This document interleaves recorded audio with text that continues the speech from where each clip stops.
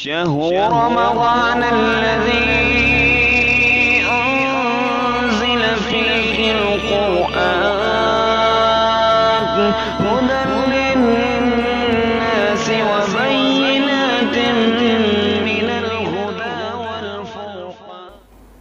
الحمد للہ وقفا والصلاة والسلام علی رسول اللہ اما وبعد. آج کل ایک بڑا ایشو چل رہا ہے. مولانا طارق جمیل صاحب نے ایک برانڈ لانچ کیا ہے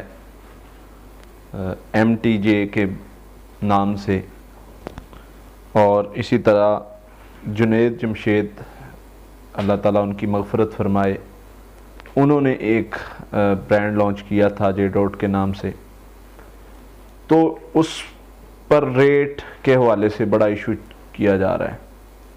وہ جی نالے کا ریٹ اتنا ہے، 550 ہے، اور سوشل میڈیا پر وہ ایک پیکٹ ہے، پیکٹ کے پورے پیکٹ میں شاید 6 یا 8 کتنے نالے ہیں، اور اس میں اس کی جو ہے وہ پرائز جو وہاں پر لکھی ہوئی ہے، اور اس کو دیکھ کر بڑا ایشو بنایا گیا. سوال یہ ہے کہ اسی برانڈ کا ایشو کیوں بنایا گیا؟ نائکی کا کیوں نہیں بنایا گیا؟ دوسرے اتنے برانڈ ہیں ان کا کیوں نہیں بنایا گیا؟ ہم دیکھتے ہیں، میں جب کھیلا کرتا تھا ابھی کچھ ہی 2-3 سال پہلے یا 4 سال پہلے، تو اسی طرح ایک اسلام آباد میں سنٹرنس مال میں ہم گئے ہیں، اسی طرح نائکی کے کچھ چیزیں اسی طرح خرید رہے تھے. تو میں دیکھ رہا ہوں ایک جو ہے وہ نکر اور شرٹ جو ہے 2000 کی ہے. تو برانڈ کا ایک اپنا ریٹ ہوتا ہے. شوز ہیں 10-15 ہزار 20 ہزار کے ہیں، تو ان کا ایک ریٹ ہے. تو آپ نہ لیں، نہیں لینا چاہتے نہ لیں. کبھی کسی نے اس پر تنقید نہیں کی کہ جی اتنا ریٹ اتنا ریٹ اتنا ریٹ. لیکن کیا مسئلہ ہے، کس کو اتنی تکلیف پہنچی اس چیز سے کہ اگر علماء کاروبار کرتے ہیں، اگر علماء نے اپنا کوئی بزنس لانچ کیا ہے، تو اس کی ہر بندے کو کیوں تکلیف ہونے لگ گئی؟ کیا یہ کام نہیں کر سکتے؟ کیا انبیاء نے کام نہیں کیا؟ انبیاء نے تجارت نہیں کی؟ انبیاء نے کاروبار نہیں کیا؟ صحابہ نے کاروبار نہیں کیے؟ اور منافع لینا کوئی غلط بات ہے؟ ہاں، ذخیرہ اندوزی کرنا غلط بات ہے، وہ نہیں کرتے. یا تو ہو نا کسی چیز کی شارٹیج ہے اور پھر اس کا ریٹ جو ہے وہ بڑھائیں، تو پھر بات سمجھ میں آتی ہے جی یہ شریعت نے منع فرمایا. تو بھائی میں لاسٹ دنوں کچھ دن 1-2 دن پہلے سن رہا تھا ان کا پروگرام مولانا طارق جمیل صاحب کا. وہ بیان کر رہے تھے، اس حوالے سے سوال ہوا میڈیا پر. وہ کہہ رہے تھے کہ یار میں نے اس کا بنانے کا مقصد میرا یہ تھا کہ میں مدارس، اس سے جو مجھے نفع ملے میں اس سے مدارس اپنے چلاؤں. میں نہیں چاہتا کہ ہم لوگوں کے سامنے مانگتے پھریں کہ بھئی مدارس کا فنڈ ہمیں دو. ہم اتنے حقیر ہو گئے ہیں، یہ نبیوں کے وارث ہے، تم نے ان کو مذاق سمجھ رکھا ہے. العلماء ورثۃ الانبیاء، یہ نبیوں کے وارث ہیں، تمہارے نوکر نہیں ہیں. کوئی جس کا دل چاہتا ہے مسجد میں چلا جاتا ہے اور امام صاحب پر جو ہے وہ تنقید کسنے لگ جاتا ہے، تانے کسنے لگ جاتا ہے. امام صاحب اگر کوئی کام کرتے ہیں تو یہ ان کا حق ہے، کر سکتے ہیں. امام صاحب آپ نے جو ہے 10-12 ہزار روپے تنخواہ دے کر ان کو ملازم نہیں رکھ لیا، وہ اللہ کے گھر کے نوکر ہیں. واللہ یہ بات یاد رکھیں، علماء مسجدوں میں مدارس میں صرف اس لیے کام کر رہے ہیں کہ وہ اللہ کی رضا چاہتے ہیں، ورنہ آج کے دور میں مزدور نہیں اتنے میں کوئی ملتا. ہمارا جو بزنس کاروبار ہے، ہمارا ڈیری فارم وغیرہ ہے، وہاں پر بھی ہم نے ملازم رکھنا ہو تو وہ بھی 20 ہزار مانگتا ہے. تو یہ علماء جتنے ہیں ٹھیک ہے جی ہم ایسے ہی چلیں گے، وہ اتنے میں ہی چل رہے ہیں.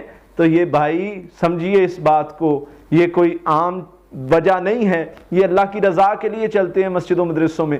تو اگر کوئی کاروبار کرتا ہے، اگر کوئی کام کرتا ہے، آپ کو یہ نہیں کہا گیا کہ جی مولانا طارق جمیل صاحب کے برانڈ سے لیں گے تو اس کا اتنا ثواب ملے گا، فلان صاحب کے جنید جمشید صاحب کے برانڈ سے لیں گے تو اتنا ثواب ملے گا. یہ نہیں کہا کسی نے بھی.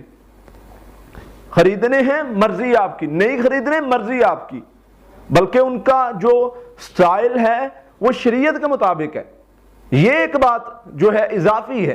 باقی علماء کے کاروبار پر کام کرنے پر کسی کو تکلیف ہوتی ہے تو یاد رکھے علماء سے بغض رکھنے والا خیر نہیں پائے گا. یہ نبیوں کے وارث ہیں، ان پر تنقید کرنے والے یاد رکھیں، پھر جب ان پر تنقید کرو گے، انہیں برا کہو گے، تو تمہارے جنازے جو ہیں وہ کسی اور نے نہیں پڑھانے، انہوں نے پڑھانے ہیں۔ یہی ہیں جو رو رو کے تمہارے باپ دادا کے لیے اور تمہاری قبروں پر دعائیں کرتے ہیں کہ یا اللہ ان کو بخش دے، یہی ہیں وہ سچے لوگ، اور ان پر ہی تم لوگ تنقیدیں کرتے ہو، ان کو ہی برا بھلا کہتے ہو۔ میں نے کچھ دن پہلے الحمدللہ اللہ کا فضل ہے، میں جس فیلڈ میں کام کر رہا ہوں یہ خدمت کا شعبہ ہے ہمارا، اور اس میں الحمدللہ ہم اپنا کاروبار بھی کرتے ہیں، کام بھی کرتے ہیں، ہمارا ایک الگ سے پورا نظام بھی ہے، اور ساتھ میں یہ خدمت کا شعبہ بھی کریں۔ اور آج تک الحمدللہ کوئی ایک بندہ بھی ایسا نہیں ہے کہ جو ہاتھ کھڑا کر کے کہہ دے جی قاری صاحب نے ہم سے ڈیمانڈ کی ہے پیسے کی علاج کے لیے۔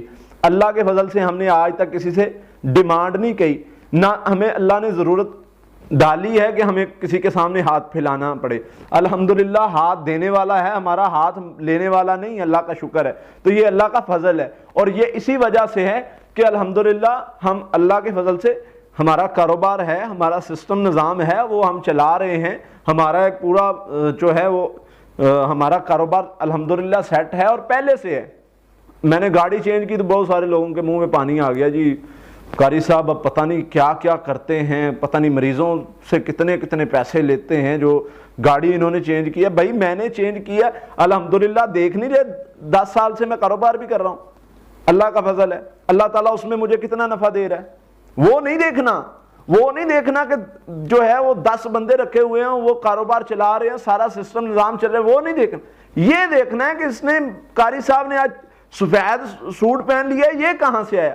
تو اللہ کے لیے ان باتوں کو سمجھیے، یہ تنقید کرنا یہ آپ کو جو ہے وہ اچھا نہیں ہے۔ نبی صلی اللہ علیہ وسلم کے وارث ہیں، صحابہ کے وارث ہیں، یہ دین ہم تک پہنچاتے ہیں، ان پر اللہ کے لیے تنقید نہ کیا کریں، خاص کر جو مساجد کے علماء ہیں ان کا خیال رکھا کریں۔ واللہ اگر کہا جائے کچھ لوگوں کے علاوہ، کچھ علماء کے علاوہ جو امام مسجد ہیں وہ اللہ کے ولی ہیں، واللہ بات اس میں کوئی مبالغہ نہیں کر رہا، وہ اللہ کی رضا کے لیے 10-12 ہزار کے لیے باتیں بھی سنتے ہیں صرف اس لیے کہ اللہ نہ ناراض ہو جائے، اور دین کی خدمت بھی کرتے ہیں۔